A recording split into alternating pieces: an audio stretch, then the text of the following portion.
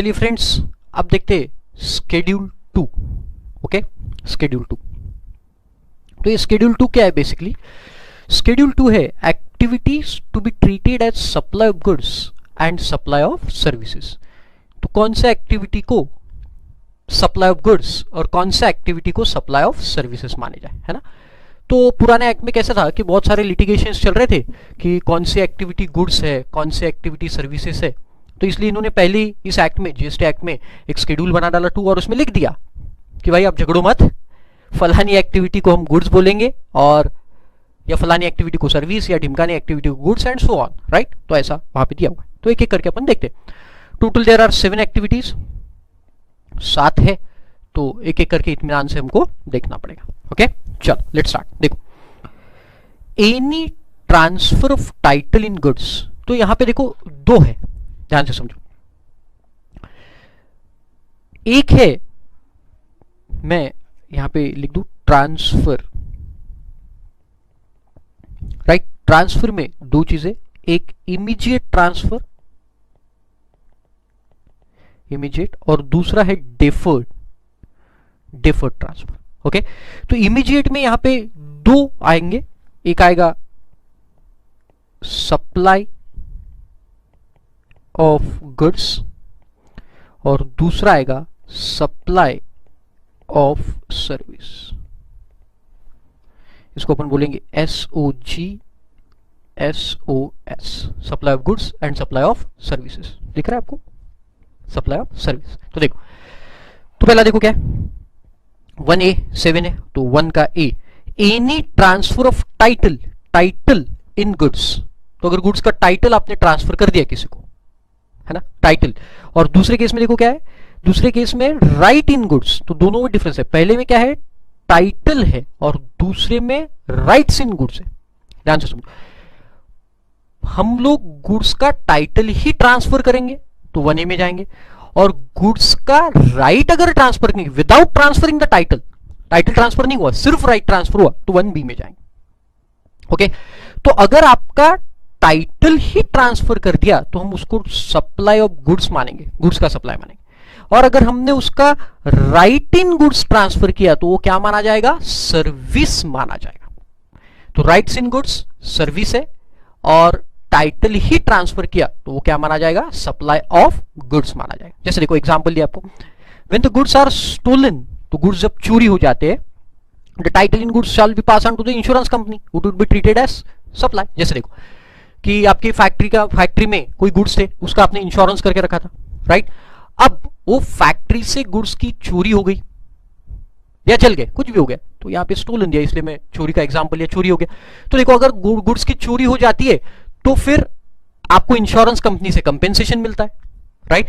तो वो जो मतलब क्या, इन गुड्स का टाइटल इंश्योरेंस कंपनी के पास में ट्रांसफर हो गया, क्योंकि आपको इंश्योरेंस कंपनी से कंसिडरेशन मिलने वाला है, मतलब ही इसका टाइटल किसके पास चलेगा, इंश्योरेंस कंपनी के पास। या फिर जो भी जल गए गुड्स, फायर कैच हो गई, जल गए, तो जो भी बचे कुचे गुड्स थे वो इंश्योरेंस कंपनी लेके गया और उसके बदले में आपको क्या दे दिया, इंश्योरेंस कंपेंसेशन या नए गुड्स दे दिए। तो टाइटल यहां पे गुड्स का किसके पास ट्रांसफर हो गया, इंश्योरेंस कंपनी के पास। तो ये ट्रांसफर ऑफ टाइटल को जो इंश्योरेंस कंपनी के पास चले गया उसको हम क्या मानेंगे, सप्लाई ऑफ गुड्स मानेंगे, और सप्लाई ऑफ गुड्स मान के उसके ऊपर क्या लगा देंगे बेटा, जीएसटी अप्लाई कर देंगे। Getting the point? Okay, second देखो, any transfer of right in goods.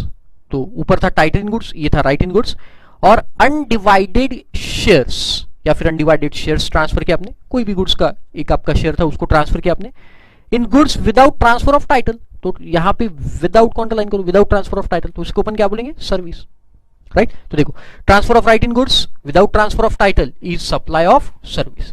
तो आपने कोई गुड्स का टाइटल ट्रांसफर नहीं किया, सिर्फ उसका राइट ट्रांसफर किया, तो वो चले जाएगा फिर आपका सर्विस में, सप्लाई ऑफ सर्विस। फिर देखो नेक्स्ट 1C, यहां पे क्या है देखो, अब जैसे कि मैंने आपको बोला डिफर्ड मतलब क्या, इसका जो राइट है गुड्स का वो फ्यूचर डेट में पास ऑन होगा। देखो क्या बोलता है, राइट नहीं sorry title, transfer of title in the goods under the agreement which stipulates that the property in the goods shall be pass on future date. जैसे देखो, best example I can give you, आपने कोई car book किया है ना, अभी jeep compass car का बहुत क्रेज है लोगों में, है ना। मैं भी गया था ऐसे ही पूछने, पैसा तो है नहीं लेकिन फिर भी पूछने के लिए गया था ऐसे, कितने की जीप कंपास, तो उसने बोला 22 लाख। मेरी वाइफ तो वैसे बाहर निकली, मैं बोला अरे रुक रुक रुक, हमको कौन सी लेना है जीप कंपास, हम तो सिर्फ इंक्वायरी करने के लिए और टेस्ट ड्राइव लेने के लिए। टेस्ट ड्राइव से क्या होता है पता भी चलता है, थोड़ा बहुत 2-4 गाड़ियों में घूम लेने का, बैठ जाना। वैगनार ही अच्छी है अपनी, है ना, गरीबों का साथी वैगनार। अच्छा चलो जाने दो। हाँ तो ये जो जीप है, मैंने पूछा भाई कितने की है, तो बोले 22 लाख की। बोला अच्छा, हाँ कब तक मिलेगी, बड़े कॉन्फिडेंस से पूछा कब तक, बोले सर 5 महीने का वेटिंग पीरियड है। मतलब गुड्स, देखो गुड्स का टाइटल मुझे कब पास ऑन होगा बेटा, 5 महीने बाद, लेकिन उसके लिए बोले कि एडवांस में आपको बुकिंग करना पड़ेगा। तो बोला अच्छा, तो देखो एडवांस में मैं आज बुकिंग करवा रहा हूं, तो जो भी पैसा मैं उसको दूंगा उसके ऊपर क्या लग जाएगा, जीएसटी लग जाएगा। लेकिन गुड्स मुझे कब मिलेंगे, 5 महीने बाद, मतलब मुझे जो कार मिलेगी वो 5 महीने बाद मिलेगी, राइट। तो that is transfer of title on a future date, getting the point.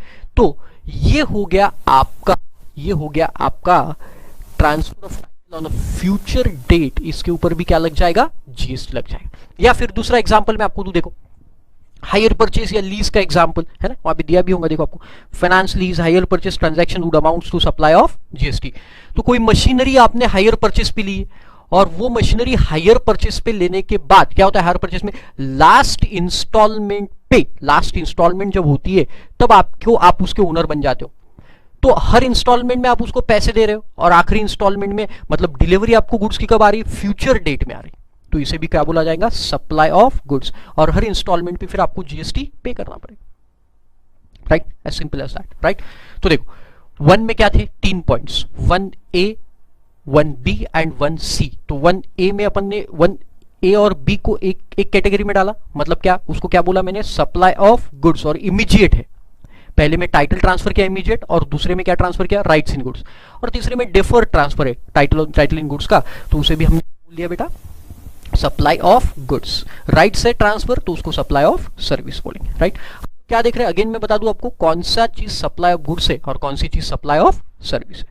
चलो आगे सेकंड पॉइंट देखो क्या बोलता है, देखो फटाफट क्या है, देखो सेकंड पॉइंट में यहां पे भी 2 चीजें, देखो क्या है, यहां पे 2A और 2B लैंड और बिल्डिंग के बारे में बात कर रहे हैं, ओके। तो फर्स्ट पॉइंट में है लैंड और सेकंड पॉइंट में है बिल्डिंग। फर्स्ट पॉइंट में लैंड और सेकंड पॉइंट में बिल्डिंग। तो देखो क्या, किसको सप्लाई ऑफ गुड्स और किसको सप्लाई ऑफ सर्विस मानेंगे, है ना। देखो यहां पे दोनों को सप्लाई ऑफ सर्विस ही मानना है आपको, देखते हैं अपन कैसे। Any transfer by way of, कैसे देखो, lease, tenancy, easement, licence to occupy the land, है ना। तो आपने क्या किया, लैंड को लीज पे दिया या टेनेंसी पे दिया, ईजमेंट, ये सब सेम है, लाइसेंस पे दिया। जैसे कोई सर्कस, जैसे मेरा एक प्लॉट ऑफ लैंड है बीच में सिटी में, और एक सर्कस आई, क्या नाम है उसका, अमर सर्कस, आपने नाम सुना, ऐसी सर्कस के नाम रहते, अमर सर्कस, है ना, बचपन में जाते होंगे आप।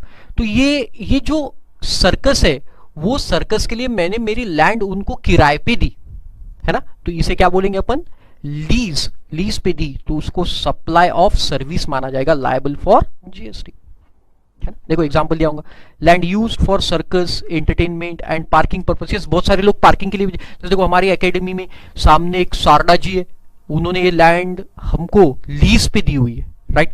तो यहाँ पे हमारे स्टूडेंट गाड़ियां पार्क करते हैं, तो ये भी क्या माना जाएगा, आपका लीज एग्रीमेंट हमारा उनके साथ हुआ है, तो इसको भी जीएसटी लगेगा, राइट, सप्लाई ऑफ सर्विस बोल के, ओके।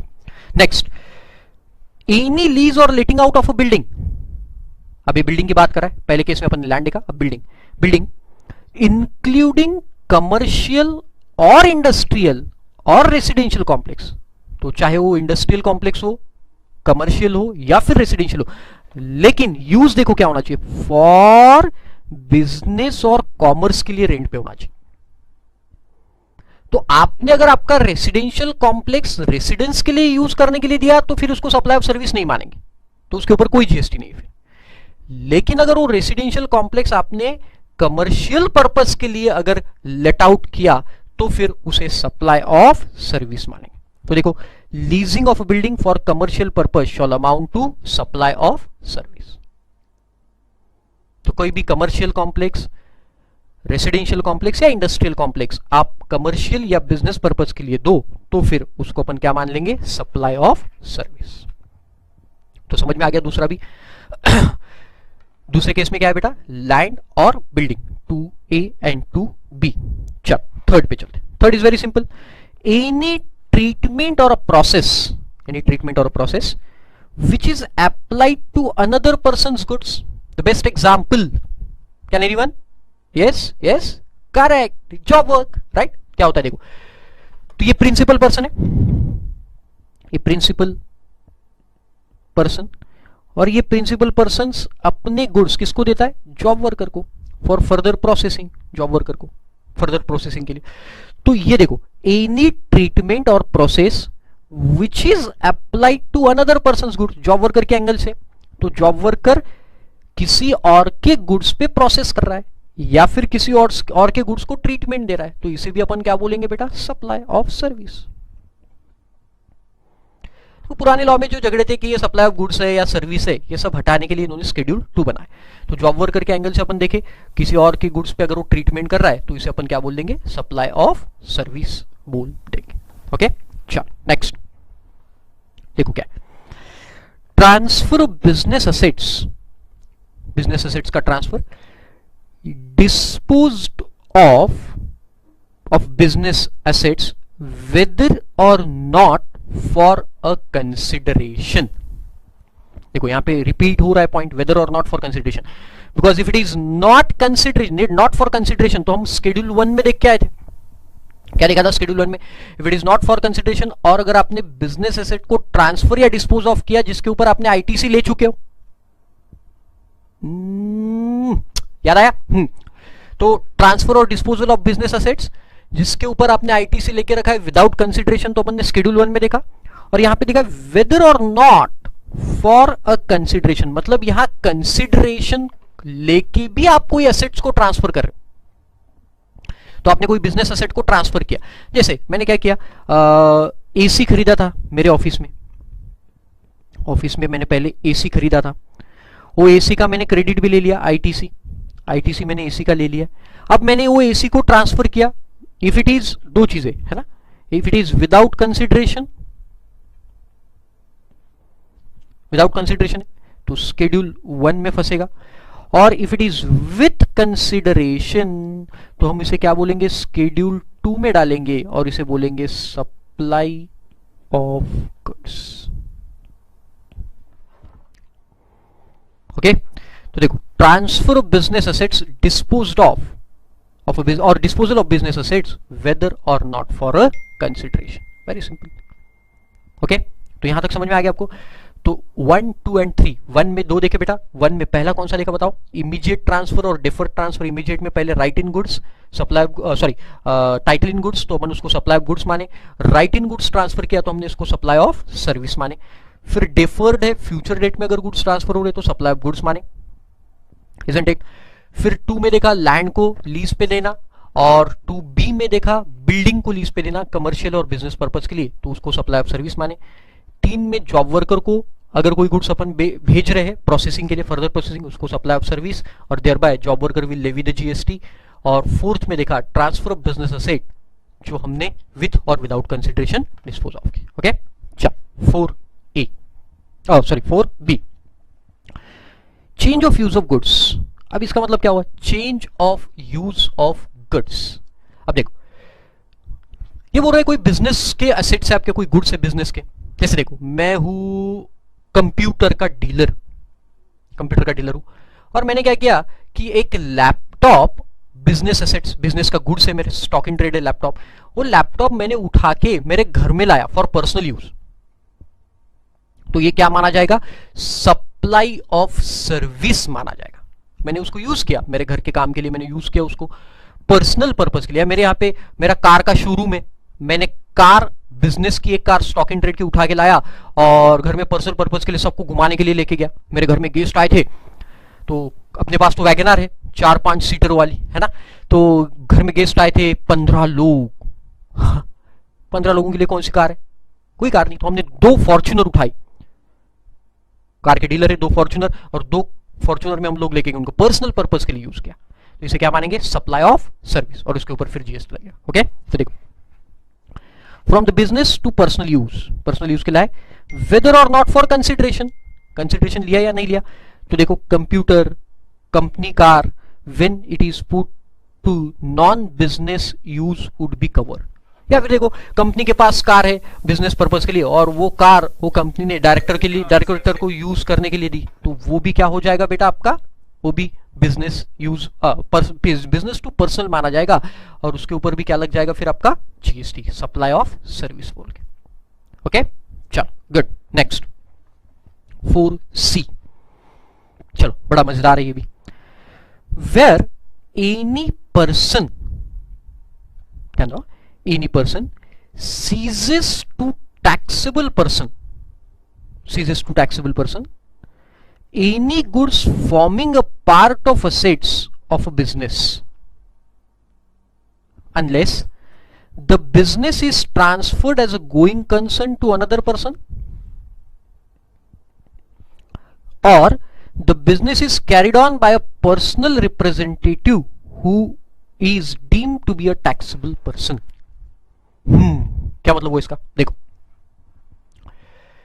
आपका कोई रनिंग बिजनेस था, चल रहा था बिजनेस, वो बिजनेस आपने अचानक से बंद कर दिया, ceases to carry on the business.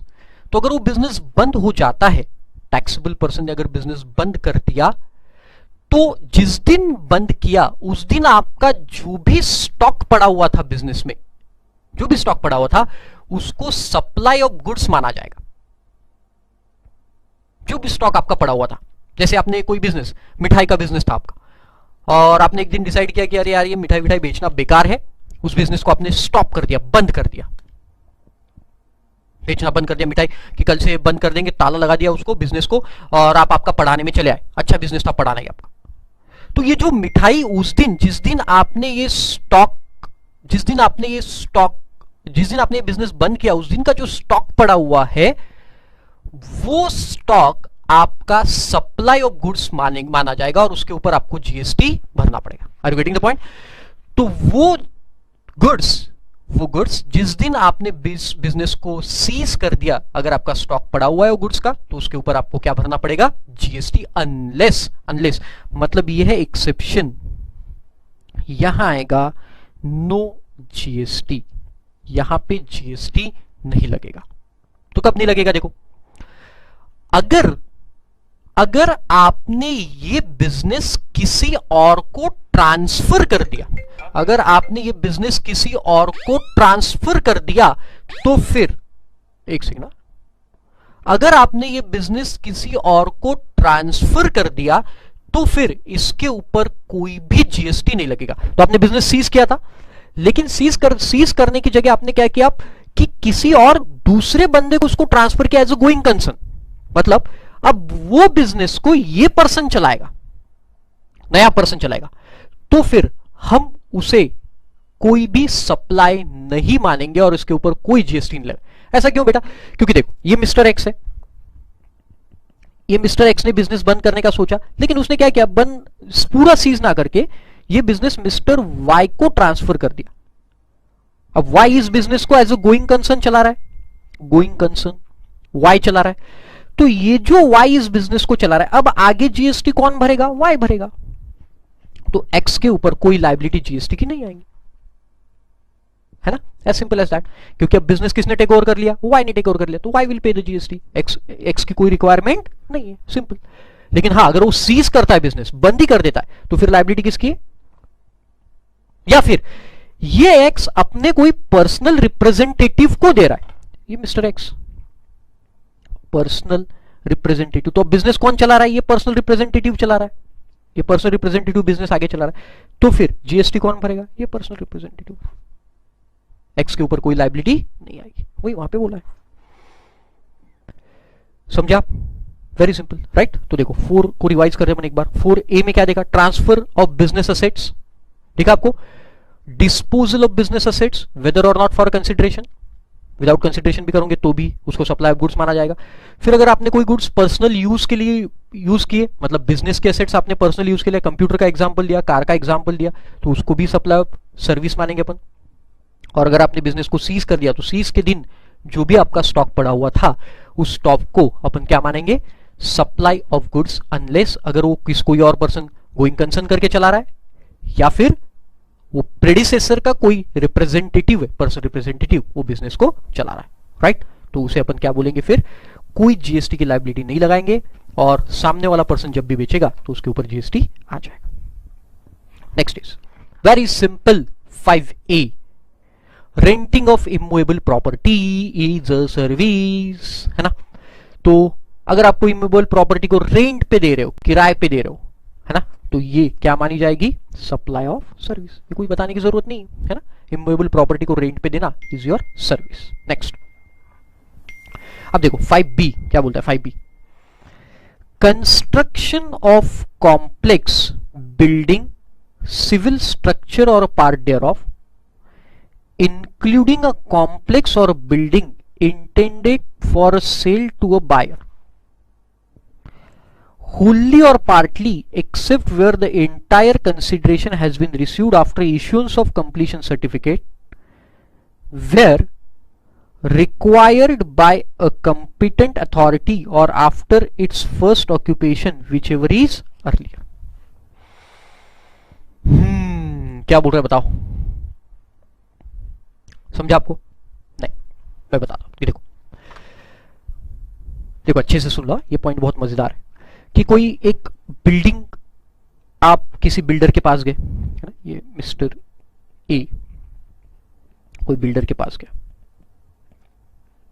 Okay, और ये बिल्डर के पास जाने के बाद उसने बोला कि भाई मुझे एक बिल्डिंग खरीदना है, बिल्डिंग नहीं सॉरी, एक फ्लैट खरीदना है, बिल्डिंग का एक फ्लैट खरीदना है ना, जैसे योर लकी नंबर है नहीं, ऐसी एग्जांपल है ना। चलो 420 नंबर का फ्लैट हमको परचेस करा, लेकिन वो बिल्डिंग अभी बनी नहीं है। ध्यान से सुनना मैं क्या बोल रहा हूं, अभी वो बिल्डिंग बनी नहीं है, ऐसी जमीन है और वो जमीन पे वो बिल्डिंग कंस्ट्रक्ट होने वाली। तो आपने उसको बोला कि 420 नंबर का फ्लैट मुझे, लकी नंबर है मेरा और उसको मुझे बुक करना है। तो बोलता है ठीक है 420 नंबर का फ्लैट, आज से 3 साल बाद ये बिल्डिंग कंप्लीट हो जाएगी और आप आज उसका पैसा दे दो।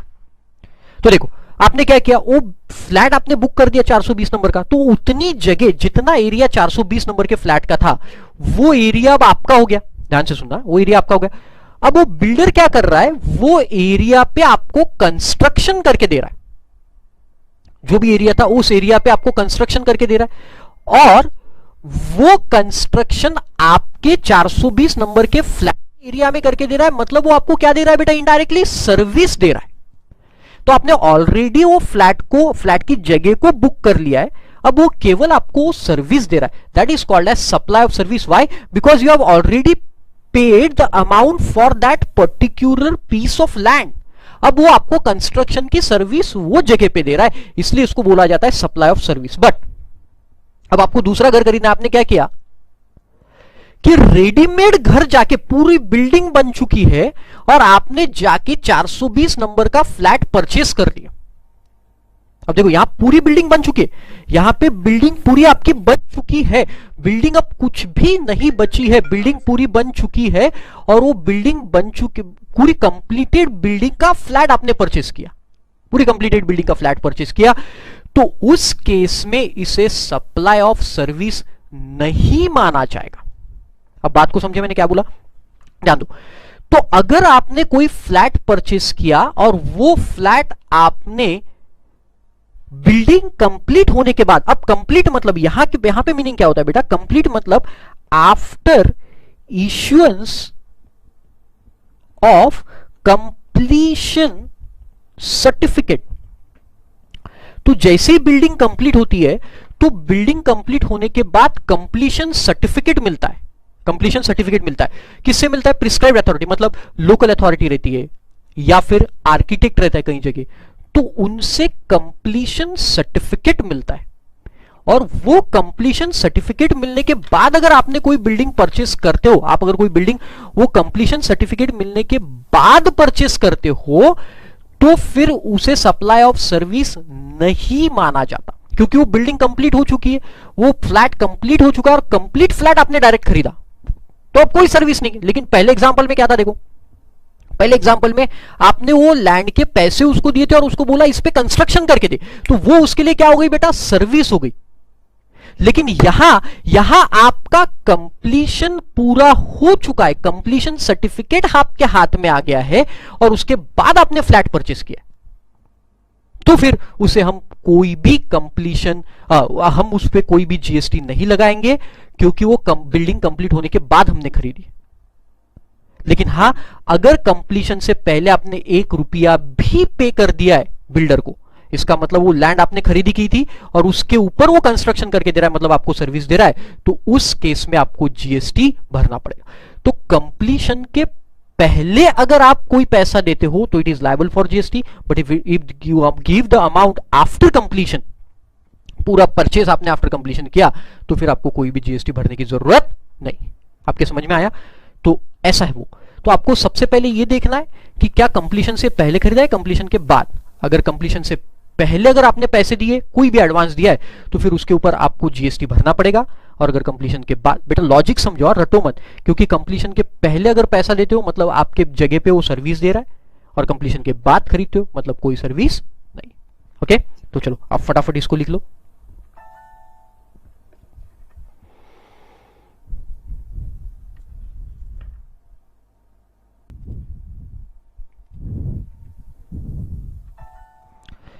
चलो फ्रेंड्स, हो गया। चलो let's move to the next point. Temporary transfer और परमिटिंग द यूज और enjoyment of any intellectual property rights. अब इंटेलेक्चुअल प्रॉपर्टी राइट्स मतलब क्या है? This is talking about patent, royalty and so on, है एक्सेट्रा। तो क्या, देखो जैसे मेरी कोई बुक है ना, और वो बुक मैंने कोई पब्लिशर को दी, टैक्स की बुक है मेरी, टैक्समैन को मैंने पब्लिशर को दी। अब वो क्या करेगा, उस बुक की मल्टीपल कॉपी निकाल के सेल करेगा, और वो पब्लिशर मुझे उसके बदले में पैसे देगा, बराबर।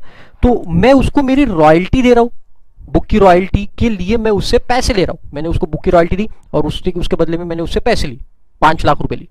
तो इसको क्या बोलेंगे? Supply of service. बट ध्यान रखो, it should be a temporary transfer, permanent नहीं।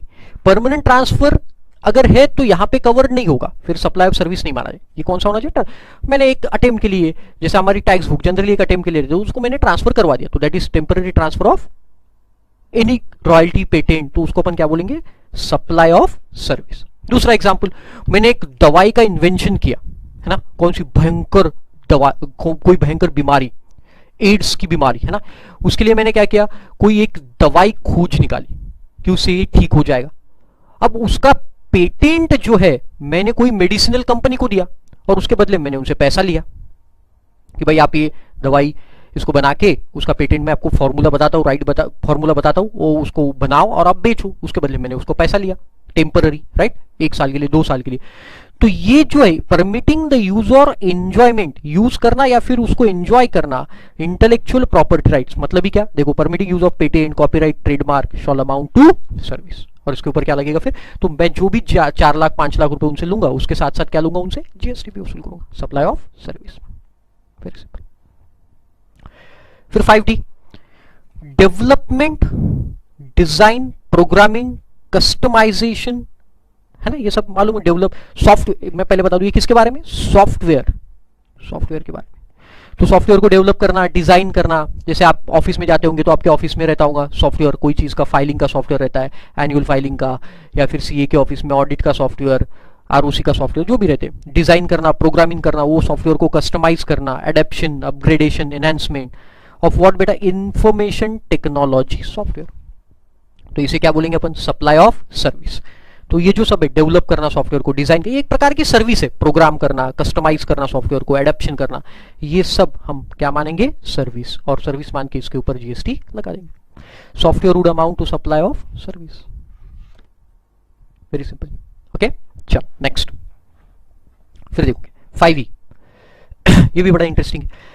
Agreeing to obligation to refrain from an act, refrain करना रोकना, टू टॉलरेट एन एक्ट सहन करना, है ना, टू टॉलरेट, और सिचुएशन, और टू डू एन एक्ट, है ना।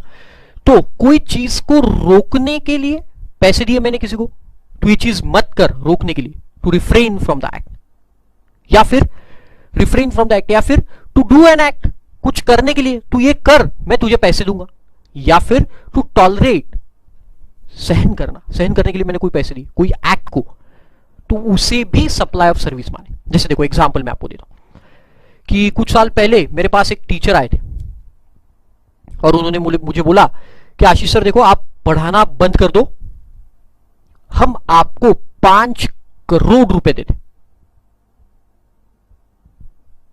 क्योंकि आप अगर पढ़ाएंगे तो फिर है ना, तो हमारा टीचिंग नहीं चलेगा। लाइव में था तब मैं, जोक से ये सब है ना, ये एक्चुअल में नहीं है ना, इसी एग्जांपल।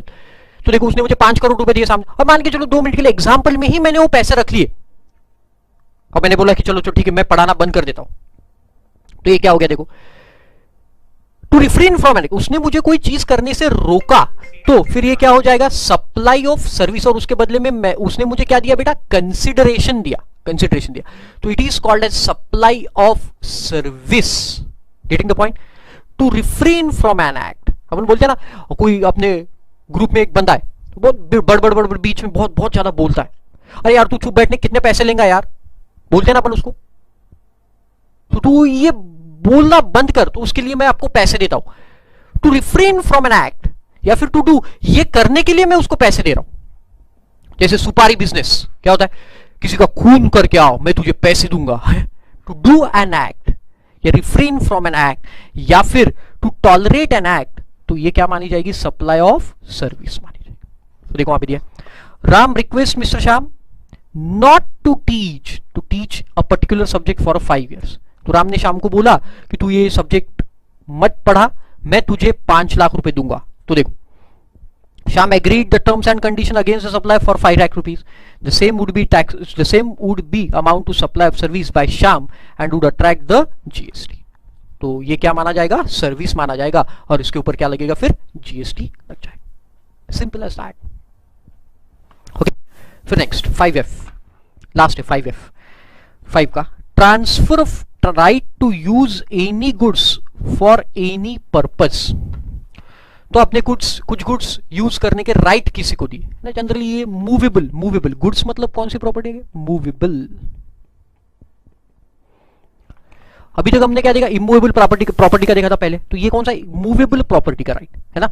जैसे गर्मी के सीजन में कूलर्स यूज करने के लिए दिए जाते, प्रोजेक्टर यूज करने के लिए दिए जाते किसी और को, है ना, यूज करो आप, रेंट पे यूज करो, है ना। तो देखो transfer of right to use, किसी और को यूज करने का राइट पास ऑन करना, right to use for any purpose, supply of service मानी जाएगी। तो देखो क्या है, renting of goods that is movable property, मैंने बोला मूवेबल प्रॉपर्टी। एग्जांपल देखो, रेंटिंग ऑफ कॉफी मशीन और जनरेटर भी यूज होता है, जैसे शादी वगैरह में जनरेटर लोग यूज करने के लिए लेके जाते, तो कोई करंट अगर ऑफ हो जाए तो जनरेटर यूज होता है ना। तो ऐसे है 5F। तो 5 में क्या क्या देखा अपन, एक बार देखते, रिकॉल करते हैं। रेंटिंग ऑफ इमूवेबल प्रॉपर्टी बताया मैंने एग्जांपल, फिर हमने बिल्डिंग का एग्जांपल देखा, बिफोर कंप्लीशन अगर है तो हम उसको क्या मान लेते हैं, सप्लाई ऑफ सर्विस मान लेते, और अगर कंप्लीशन के बाद है तो सप्लाई ऑफ सर्विस नहीं माना जाएगा। फिर उसके बाद देखा अपन ने temporary transfer of copyrights, copyright भी सप्लाई ऑफ सर्विस में टेम्पररी ट्रांसफर होना चाहिए। सॉफ्टवेयर का डिजाइन डेवलपमेंट करना, किसी को कोई चीज करने से रोकना, या फिर मूवेबल प्रॉपर्टी गुड्स का राइट किसी को पास ऑन करना, इसको भी हम क्या मान लेंगे, supply of service. Fantastic. Okay, चल आगे बढ़ते हैं। नेक्स्ट लास्ट 2 है ना, 6 the following composite supply. Composite मतलब अब अगेन एक से ज्यादा सप्लाई है साथ में, यहां पे 2 ही आते, देखो कंपोजिट यहां पे 2 आएंगे, एक आएगा वर्क्स कॉन्ट्रैक्ट और दूसरा आता है बेटा रेस्टोरेंट सप्लाई। तो ये क्या होता है देखो, वर्क्स कॉन्ट्रैक्ट मतलब क्या, जहां पे सर्विस और गुड्स दोनों पास ऑन। तो पुराने एक्ट में बड़े झगड़े होते थे कि ये वर्क्स कॉन्ट्रैक्ट गुड्स माना जाए और उसके ऊपर वैट लगाया जाए, या फिर सर्विस माना जाए या और उसके ऊपर सर्विस टैक्स लगाया जाए। तो अब इन्होंने बोल दिया सीधा सीधा कि ये जो दो है वर्क्स कॉन्ट्रैक्ट, यहां पे फूड भी देखो, रेस्टोरेंट में भी फूड भी है, सर्विसेज भी है, और वर्क्स कॉन्ट्रैक्ट में भी गुड्स है और उसकी सर्विसेज भी है। लेकिन अब इसको सर्विस माना जाए या फिर इसको सप्लाई ऑफ गुड्स माना जाए, SOG और SOS। तो दोनों के केस में बोल दिया इसको सप्लाई ऑफ सर्विस माना जाएगा, सप्लाई ऑफ गुड्स अब नहीं माना जाएगा। तो सप्लाई ऑफ सर्विस मान के इसके ऊपर GST लगाया जाए। क्लियर कर दिया, एकदम क्लियर, लॉ बहुत क्लियर है भी कि वर्क्स कॉन्ट्रैक्ट या फिर आपका वो रेस्टोरेंट सर्विस है तो इसको हम क्या बोलेंगे, सप्लाई ऑफ सर्विस बोलेंगे, सप्लाई ऑफ गुड्स नहीं बोलेंगे। तो जब भी आप कोई रेस्टोरेंट में खाना खाने जाओगे तो उसके ऊपर जो GST लगेगा वो कौन से हेड में लगेगा, सप्लाई ऑफ सर्विस, न कि सप्लाई ऑफ गुड्स। ओके, तो देखो works contract as defined under clause 119 of section 2, supply by way, ये वर्क्स कॉन्ट्रैक्ट तो बता दिया, ए नंबर। बी नंबर में देखो, supply by way or as a part of any sender or in any other manner whatsoever of being goods, being food or any other article for human consumption other than alcoholic liquor, क्योंकि alcoholic liquor पे है नहीं, अपन ने देखा था alcoholic liquor को state levy अभी भी चालू है। Where the supply of service for cash or deferred payment or valuable consideration, मतलब या तो ये डेफर्ड पेमेंट मतलब कभी आगे पैसा मिलने वाला है, या फिर कैश में मिलने वाला है, या कोई और मीडियम से मिलने वाला है आपको पैसा, वैल्यूएबल कंसिडरेशन कुछ भी हो। तो वर्क्स कॉन्ट्रैक्ट और रेस्टोरेंट सप्लाई, ये दोनों को सप्लाई ऑफ सर्विस माना गया। अब सप्लाई ऑफ गुड्स का कोई रोल इनमें नहीं रहा। Very simple. And last one, अच्छा इसका एग्जांपल है वो भी देख लेते। Both pure labour contracts and works contract involving transfer of property, GST law में आगे। Restaurant, outdoor catering, outdoor catering मतलब शादी ब्याह में कैटरिंग रहते, वो भी GST लॉ। और क्या बोला गया इसको, supply of service. Okay, and अब देखो last one, supply of goods by any unincorporated association or body of a person to a member thereof. अब देखो इसको क्लियर करने का काम क्यों पड़ा, इसका रीजन मैं आपको बताता हूं। देखो इनकम टैक्स की अगर मैं बात करूं, इनकम टैक्स, तो AOP और उसके मेंबर्स, इनको सेम माना जाता है, सेम। तो अगर कोई इनकम टैक्स की बात मैं अगर करूं, इनकम टैक्स, तो अगर ये दोनों के बीच में कोई ट्रांजैक्शन होता है, AOP और उसके मेंबर्स के बीच में अगर कोई ट्रांजैक्शन हो रहा है, तो उसको हम म्यूचुअल एक्टिविटी मानते हैं। इसे क्या बोलते हैं, म्यूचुअल एक्टिविटी। आपने पढ़ा होगा concept of mutuality, mutual activity बोल के इसके ऊपर कोई भी इनकम टैक्स नहीं लगाया जाता, no levy of income tax. But GST purpose के लिए उनको अलग अलग माना गया है, डिफरेंट डिफरेंट माना गया है। किसको, AOP और उसके मेंबर्स को अलग अलग डिफरेंट डिफरेंट जुदा जुदा माना गया। तो अगर कोई सर्विस AOP अपने मेंबर्स को देती है या फिर कोई गुड्स सप्लाई करता है, AOP अपने मेंबर को, गुड्स की बात करें सर्विसेज की नहीं, तो अगर supply of goods to a member by AOP then it is covered by supply of goods and GST उसके ऊपर लगेगा। Getting the point. जैसे देखो कि AOP ने क्या किया, ये AOP है आपका, इसने मेंबर्स से, ये सब मेंबर्स है, इन मेंबर्स से कलेक्शन किया पैसों का, पैसे कलेक्ट हुए, कलेक्शन, और ये कलेक्शन करने के बाद कोई एक पार्टी रखा, तो उसमें फूड और ड्रिंक ये मेंबर्स को ही सप्लाई किया, बाद मेंबर्स को ही सप्लाई किया। तो उनसे पहले पैसे लिया कैश, और फिर इनको ये सप्लाई किया। तो ये सप्लाई जब कर रहे, इसे सप्लाई ऑफ गुड्स मानेंगे और इसके ऊपर क्या लगेगा बेटा, GST लगेगा, ऐसा वहां पे बोल रहे हैं। तो अगर AOP अपने मेंबर्स को गुड्स का सप्लाई कर रही तो हम उसे सप्लाई ऑफ गुड्स मान के उसके ऊपर GST के लिए भी करवा देंगे। Isn't it? Yes, correct. तो चलो देखो एक बार पूरा रिकॉल करते, कौन से एक्टिविटी को गुड्स और कौन से एक्टिविटी को सर्विस माना जाएगा। सबसे पहले हमने देखा था बेटा इमीडिएट ट्रांसफर में टाइटल और राइट्स, उसके बाद देखा था डिफर्ड ट्रांसफर है तो सप्लाई ऑफ गुड्स बोलेंगे। फिर लैंड और बिल्डिंग रेंट पे देते, लीज पे देते, बिल्डिंग कमर्शियल पर्पज के लिए लीज पे होना चाहिए। फिर जॉब वर्कर के बारे में हमने देखा, जॉब वर्कर को कोई गुड्स देते हैं उसे प्रोसेस करवा के लेते, तो वो भी सप्लाई ऑफ सर्विस है। Transfer of business assets, disposal of business asset whether or not for consideration, तो वो भी आपका सप्लाई ऑफ गुड्स माना जाएगा। फिर कोई एसेट्स आप अगर पर्सनल यूज के लिए यूज करते हो, बिजनेस एसेट पर्सनल यूज के लिए, तो सप्लाई ऑफ सर्विस हो गई। अगर आप बिजनेस को सीज ऑन करते हो तो जो भी गुड्स है आपके वो सप्लाई, जिस दिन स्टॉक पड़ा हुआ है सीज के दिन, वो गुड्स का सप्लाई माना जाएगा। और अगर वो गोइंग कंसर्न या फिर पर्सनल रिप्रेजेंटेटिव ट्रांसफर करता है तो फिर इसके केस में कोई जीएसटी नहीं लगेगा। फिर उसके बाद देखा था रेंटिंग ऑफ इमूवेबल प्रॉपर्टी। फिर उसके बाद मैंने आपको कंस्ट्रक्शन का पॉइंट बताया था, याद है आपको, temporary transfer permitting the use of enjoyment of right, इसके बारे में भी देखा था। Royalty, right, development design of software, किसी को कोई एक्ट करने से रोकना।